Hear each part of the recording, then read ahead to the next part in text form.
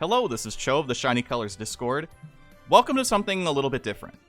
Since not every banner that comes out in Shiny Colors is something I inherently want to talk about, I thought maybe we'd do something similar to a speedy review. So I'll try to cover all the main details without really getting out of my way to produce something bigger and better, quote unquote.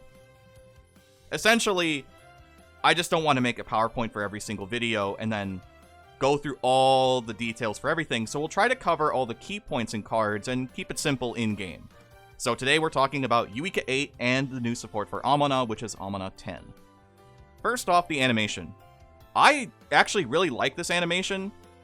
I do think it's a little funny that there's a very clear 3D model that she's just hanging on to, but I think it's a bit more integrated than we've seen in the past with other cards that utilize 3D models. I definitely thought it was Choco the first time when I saw her from the back, just because of the hair buns. The lighting also didn't help either. But I do think this animation is very nice. Now, as for how the card works, this card starts out as a dance unit, and when you upgrade her to 3 stars, she becomes a vocal unit. As for what she does, she's an AoE appealer, so all of her attacks will hit all judges. Her dance appeal increases your attention by 30% for 3 turns, and her vocal passive. Her vocal appeal increases your attention by 50% for 3 turns. They both have the Antika exclusive plus appeal. The condition's a little wonky though. It requires all of Antika on your team, that's no problem, but you also have to have your mental between 65 to 69% to activate a duet with a random Antika member. I don't think that's very good at all, and I don't really understand the significance behind that number specifically, so maybe a more seasoned Antika producer can kind of narrow that down for me. But from a glance, it doesn't really seem all that effective, because the payoff doesn't also seem particularly worth it. Maybe if it was a more centralized Antika duet, but we haven't seen that on a produced card, so it is what it is. Her passives are fine. She has a very solid 2-star passive, which happens to be a vocal dance 80% up, that just requires your mental to be 49% or lower with a 20% chance to activate twice. Also has a decent vocal dance 25% up with 30% attention up if the turn counts 3 or earlier. A vocal 85% if you have the full Antika lineup, which has a 20% chance to activate once, which is also fantastic. Some good stat uncaps for vocal and dance combined. The memory appeal is a vocal 2.0 when maxed out that links into a vocal 3.0 depending on how low your health is. It's not good.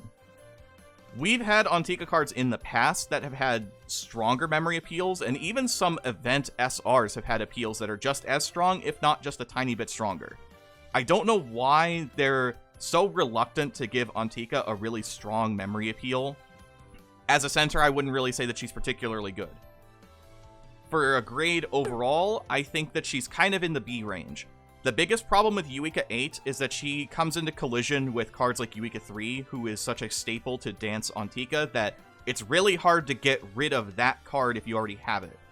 And I wouldn't think that this card has a game plan that's good enough to really wrap your team around her, which then means that your Dance Antika team, if you choose to focus on this Yuika, doesn't really have a win condition, which is not great either.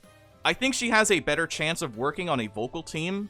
The biggest problem is that she then isn't really conducive to their current playstyle, which is clicking TC Kiriko's appeal until you win. And all the other effects on her are okay. The passives are fine. That's definitely a positive point to her. So that's why I give her the B rank. Now we'll take a look at Amana. I really like the art of this Amana a lot, actually.